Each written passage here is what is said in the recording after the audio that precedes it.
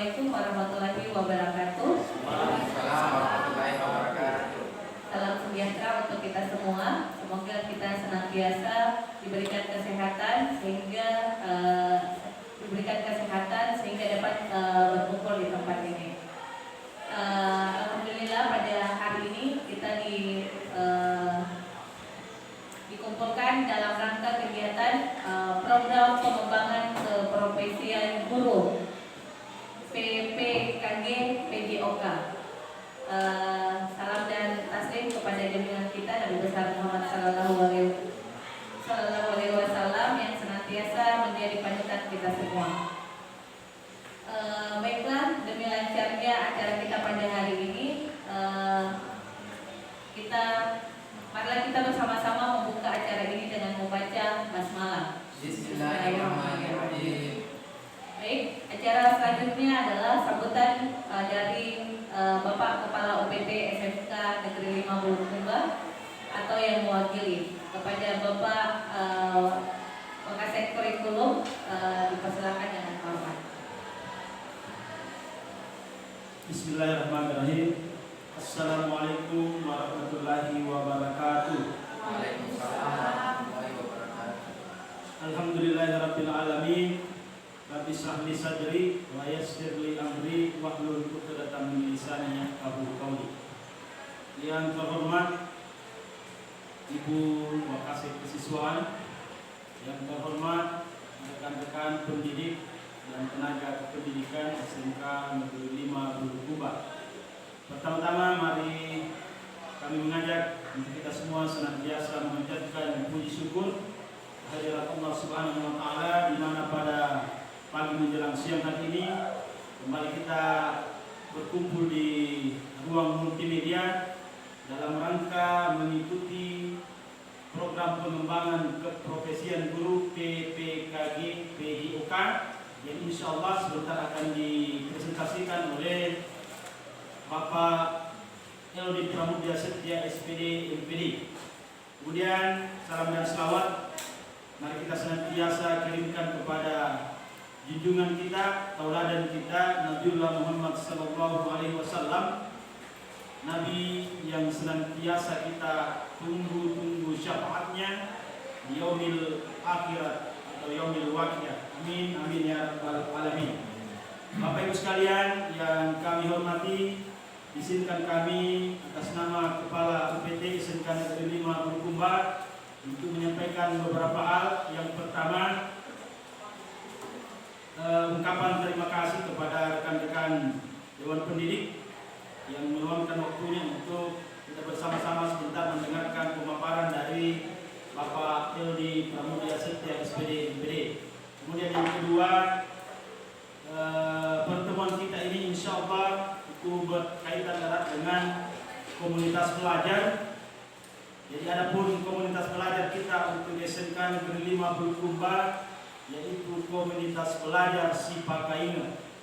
Yang mudah-mudahan komunitas pelajar ini insya Allah akan menambah wawasan dan lebih meningkatkan kompetensi kita sebagai guru, sebagai pendidik, sehingga ke depan kolaborasi kebersamaan kita, sinergi kita semakin erat dan kita bisa memecahkan setiap permasalahan yang kita hadapi. Kita bisa berdiskusi dengan teman sejawat dalam komunitas belajar kita. Jadi saya yakin bahwa komunitas belajar ini akan membawa dampak yang positif untuk pengembangan kompetensi kita sebagai pendidik di SMK Negeri 5 Bulukumba. Saya kira demikian sambutan singkat kami, opening speech kami. Kurang dan lebihnya mohon dimaafkan. Fastabiqul khairat. Assalamualaikum warahmatullahi wabarakatuh. Acara selanjutnya pemaparan program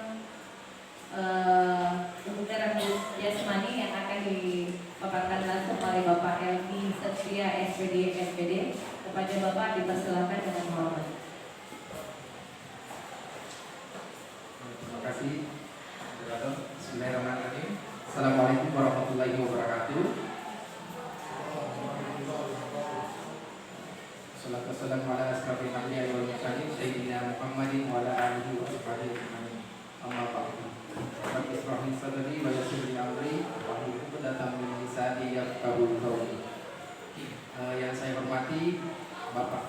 UPT dan memiliki perwakilan dari Wakasek bidang kurikulum. Yang saya hormati Wakasek kesiswaan, yang saya hormati Wakasek Sapra dan teman-teman lain, Dewan Guru yang semuanya ini termasuk di dalam komunitas belajar Sipakainya. Kehadiran kita di sini berkumpul di tempat ini adalah dalam rangka kegiatan pelaksanaan program kerja saya di dalam proses program pengembangan keprofesian guru PPKD PKOK yang telah saya ikuti. Insya Allah pelaksanaan ini akan ditutup di akhir Desember atau di pertengahan Desember dengan jangka waktu hampir 3 bulan. Kegiatan ini pada intinya adalah bagaimana pengembangan saya sebagai guru PJK di dalam memberikan stimulasi di komunitas belajar kita, yaitu komunitas belajar Sipakainya. Baik Bapak Ibu sekalian, teman-teman komunitas belajar Sipakainya, judul program yang saya tampilkan di sini adalah kebugaran jasmani. Yang mana program ini berkenaan langsung dalam rangka meningkatkan kebugaran murid melalui peningkatan daya tahan otot dalam pembelajaran PPOK. Kemudian latar belakangnya yaitu mengintegrasikan konsep kebugaran dan daya tahan otot dengan aktivitas olahraga yang menarik sehingga peserta didik meningkat derajat kesehatannya dan semakin semangat atau antusias mengikuti pembelajaran. Nah, inilah yang melatar belakangi saya kenapa mengambil judul tersebut, program tersebut. Karena saja ada siswa yang tidak semangat untuk mengikuti proses pembelajaran. Nah, dengan melakukan program kebugaran ini akan berdampak baik atas kebugaran siswa sehingga mereka bisa mengikuti pembelajaran dengan baik dan lebih antusias. Yang selanjutnya, latar belakang yang kedua adalah peningkatan suara pilihan dan kepemilikan murid yang melibatkan murid dalam pemilihan jenis aktivitas olahraga dan memberikan tanggung jawab kepada mereka dalam pengelolaan program tersebut. Jadi di program ini siswa saya libatkan saling membantu di dalam model pembelajarannya, yaitu SEM, ya, Sport Education Model. Selanjutnya konteks programnya menyangkut tentang latar belakang, yaitu menyesuaikan program dengan karakteristik sekolah dan komunitas belajar. Betul, kita di dalam komunitas belajar ini yaitu komunitas belajar Sipakainya.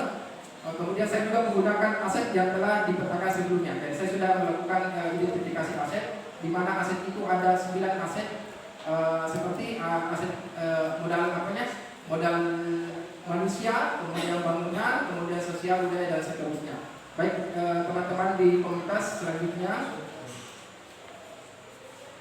tujuan program.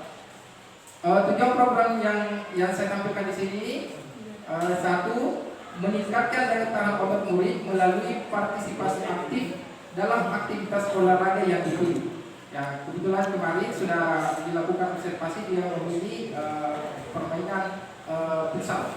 Nah, di sini. Kemudian kedua, mendorong pemahaman akan pentingnya kesehatan dan kebugaran.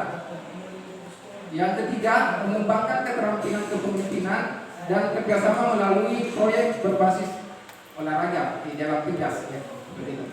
Kemudian keterlibatan murid dalam setiap program di sekolah merupakan proses pembelajaran dalam menumbuhkan jiwa kepemimpinan murid melalui menyuarakan pendapatnya, menentukan pilihannya sesuai dengan minatnya, serta rasa memiliki program. Dengan terwujudnya jiwa kepemimpinan, maka akan berdampak kepada pencapaian profil pelajar Pancasila. Selanjutnya, capaian-capaian dan langkah-langkah hasil yang diharapkan untuk setiap tujuan. Capaian yang pertama yaitu pemilihan aktivitas olahraga oleh murid, kemudian partisipasi aktif dan konsisten murid dalam program, kemudian perkembangan keterampilan kepemimpinan dan kerjasama. Langkah-langkah yang saya ambil yaitu penyusunan jadwal kegiatan, kemudian melakukan identifikasi olahraga, kemudian pelibatan murid dalam pemilihan dan perencanaan kegiatan, Kemudian implementasi program dengan melibatkan murid sebagai fasilitator. Jadi murid juga saling membantu. Seperti yang saya sampaikan tadi, ada model yang saya pilih adalah sport education model. Kemudian capaiannya selanjutnya, bagaimana pemeran utama? Pemeran utamanya adalah murid yang terlibat dalam seluruh proses, mulai dari perencanaan hingga evaluasi. Jadi murid tetap saya ikutkan di dalam kegiatan tersebut.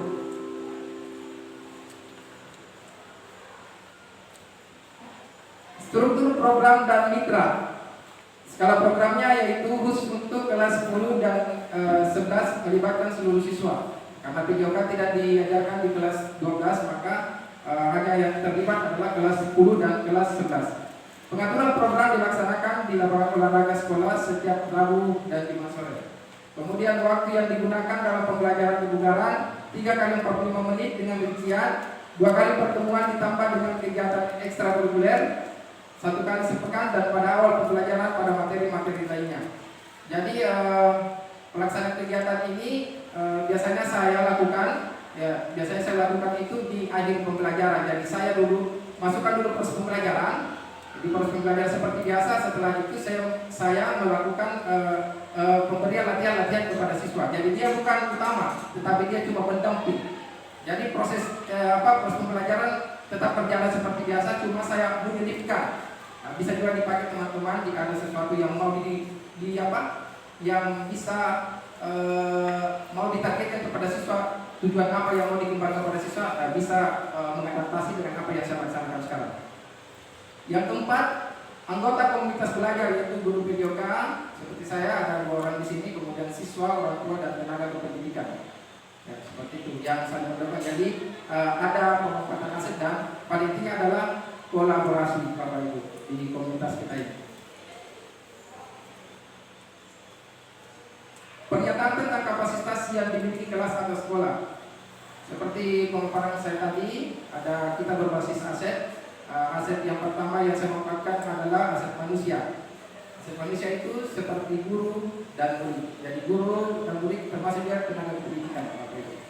Kemudian aset lingkungan. Aset lingkungan dengan memanfaatkan lapangan yang ada di sekitar sekolah. Kebetulan kita tidak memiliki lapangan yang luas, maka dari itu kita memakai saya memakai lapangan milik masyarakat atau lapangan milik pemerintah desa. Kemudian aset fisik, yaitu lapangan yang terdiri di sekolah dengan peralatan yang dibutuhkan dalam kegiatan tersebut. Kemudian aset finansial, yaitu untuk penyediaan peralatan yang dibutuhkan yang belum dimiliki oleh sekolah. Jadi sumber dananya itu adalah sumber dana dari dana bos.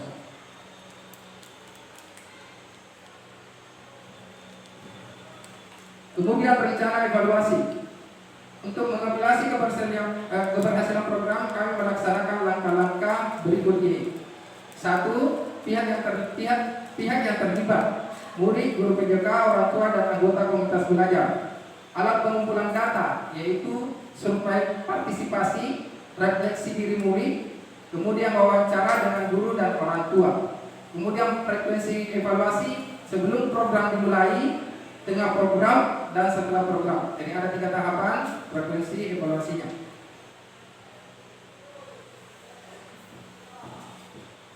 Baik Bapak Ibu, kita masuk di slide kemungkinan dan tantangan. Kemungkinan dan tantangan meliputi yang pertama adalah kurangnya minat murid dalam olahraga. Itu bisa dilihat biasanya paling banyak itu adalah siswa perempuan. Ya, di lapangan kendala saya itu adalah kebanyakan siswa perempuan itu pada saat disuruh lari itu justru tidak mau atau dia pergi berteduh. Nah, ini salah satu tantangan atau tantangan yang saya dapatkan. Solusinya yaitu meningkatkan kesadaran akan manfaat kebugaran melalui kampanye informasi, menyelesaikan jadwal program dengan ketersediaan murid, melibatkan orang tua dalam mendukung program. Kemudian dengan rancangan ini diharapkan program ini dapat memberikan dampak positif pada kebugaran dan daya tahan otot murid, sambil mendorong partisipasi aktif dan tanggung jawab mereka dalam menjaga kesehatan.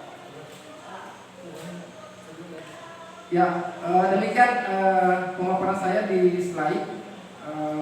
Untuk itu saya kembalikan kepada Ibu moderator. Demikian tadi pemaparan dari Bapak Erwin selaku pemateri pada hari ini. Acara selanjutnya mungkin ada, kita masuk tanya jawab ya Pak. Oke. Pada Bapak Ibu peserta, apakah ada yang ingin ditanyakan atau lebih diperjelas lagi? Kita buka sesi tanya jawab pada kesempatan ini.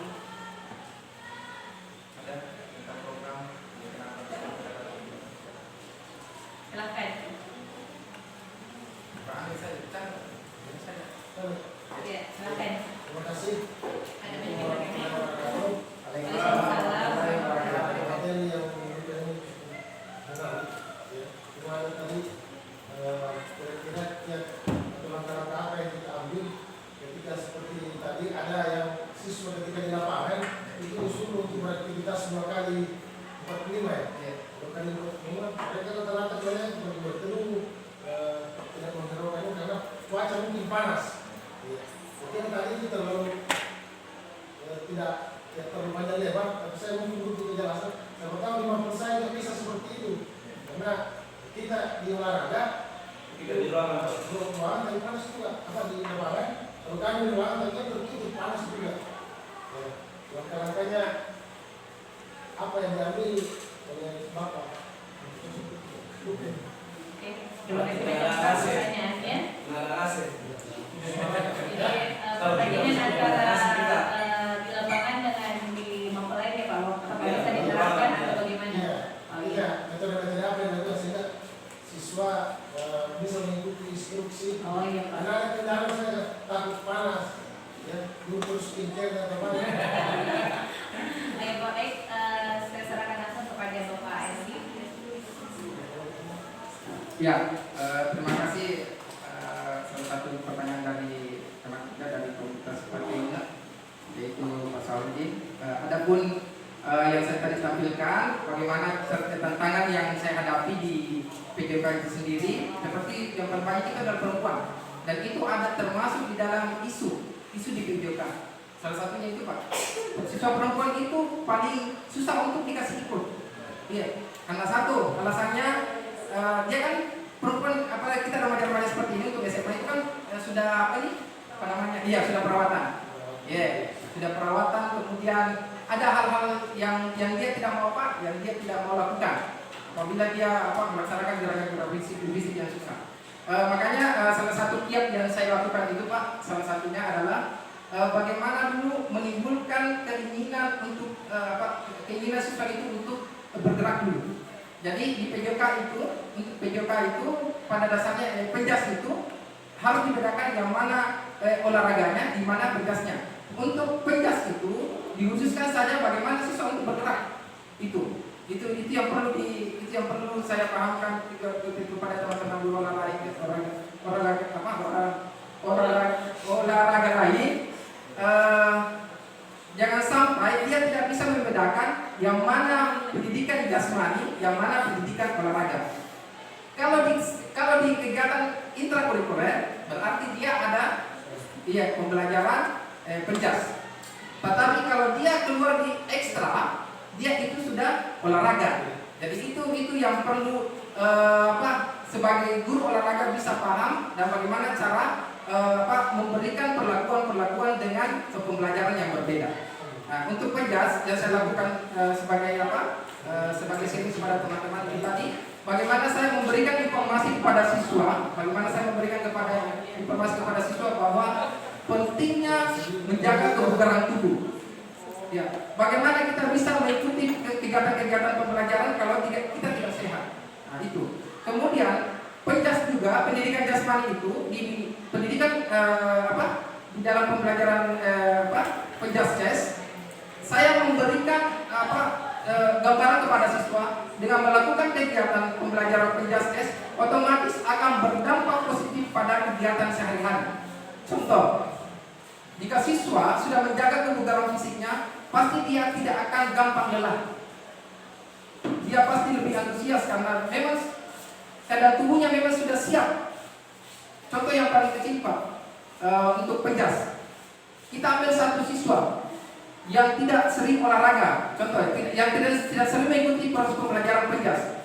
Kemudian ada siswa yang rajin mengikuti penjas, akan beda, jelas Pak, akan beda. Salah satu yang bisa diberikan perlakuan, kita suruh saja menjinjing 5 kilo beras ke sejauh 500 meter, contoh, janganlah 100 meter. Pasti akan terlihat mana yang bugar tubuhnya, mana yang tidak bugar. Ya, yang bugar di sini otomatis dia tidak mengalami kelelahan yang sangat berarti. Tetap lelah, tetapi dia tidak mengalami kelelahan yang sangat berarti. Dibanding dengan siswa yang tidak bugar tadi, yang tidak mengikuti proses pembelajaran penjas. Begitu. Mungkin itu gambaran singkatnya, Pak. Oke. Itu psikologisnya dulu yang berbeda. Ya, psikologisnya dulu memberikan informasi yang benar supaya bagaimana membangun jiwa mereka, kesadaran mereka. Itu kayak seperti itu. Mungkin bisa teman-teman juga mengaplikasikan seperti kalau untuk mata pelajaran lain seperti TKR. Bagaimana fungsinya itu dipakai, bagaimana menggunakan alat-alat, contoh seperti itu Pak, seperti itu membangun mesin yang tidak hidup. Bagaimana cara mesin tersebut bisa pada intinya memudahkan pekerjaan kita. Seperti penggunaan alat, kita pakai mobil, memudahkan kita untuk melakukan perjalanan yang jauh menjadi dekat. Jadi seperti itu gambaran singkatnya. Begitu juga dengan mapel-mapel lain. Mungkin itu gambaran singkat saja. Baik, yes. Ya, jadi Assalamualaikum warahmatullahi wabarakatuh. Hari ini kita membahas tentang kebugaran. Saya ingin mau mempertanyakan dari sudut atau kacamata penjas OS, kira-kira bagaimana pandangan Bapak tentang statement seperti ini? In a health body, health soul. Dalam tubuh yang sehat terdapat jiwa yang sehat. Tetapi banyak kondisi kita lihat, fisiknya sehat bugar, tapi jiwanya sakit. Nah, ini kira-kira bagaimana pandangannya dari kacamata Bapak? In a health body, health soul. Saya kira seperti itu. Terima kasih. Ya, baik. Di dalam jiwa yang sehat terdapat jiwa tubuh yang sehat terdapat jiwa yang sehat. Ya, di sana Jadi seperti yang kita pahami di penjas itu ada dua sisi. Ada dua sisi yang dibangun, seperti pendidikan jasmani dan kesehatan. Ya, pendidikan jasmani dan kesehatan. Ya. Jasmani, ya, jasmani berarti tubuhnya, ya, jasmani kemudian jiwanya. Ya. Pendidikan jasmani dan olahraga, untuk olahraga, untuk geraknya, kemudian jasmani adalah tubuh. Jadi di dalam di penjas itu teman-teman sekalian, teman-teman komunitas, kita punya dua beban.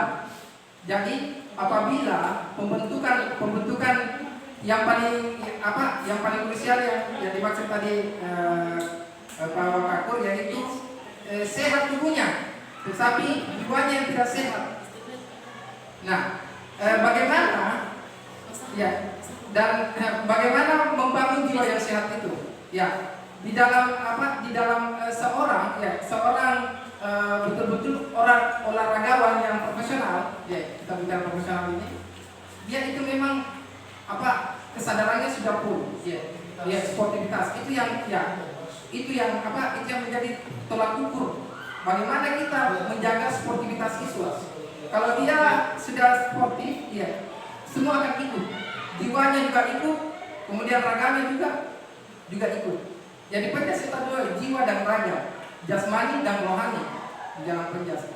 Dan paling tingginya di penjas itu sportivitas. Ada semua nih, kalau sudah sportivitas itu terbangun semua nih. Makanya di event-event itu jaga sportivitas, sering itu Pak. Kemana-mana itu jaga sportivitas. Karena kalau berbicara sportivitas sudah berbicara dengan jiwa dan raga. Seperti itu. Kemana-mana itu kalau kita ada formasi seperti apa sih? Sportif. Karena itu kalau sudah terbangun seperti itu berarti jiwa dan raganya sudah terbangun dengan baik dan seimbang siap. Mungkin seperti itu. Gambar kecil.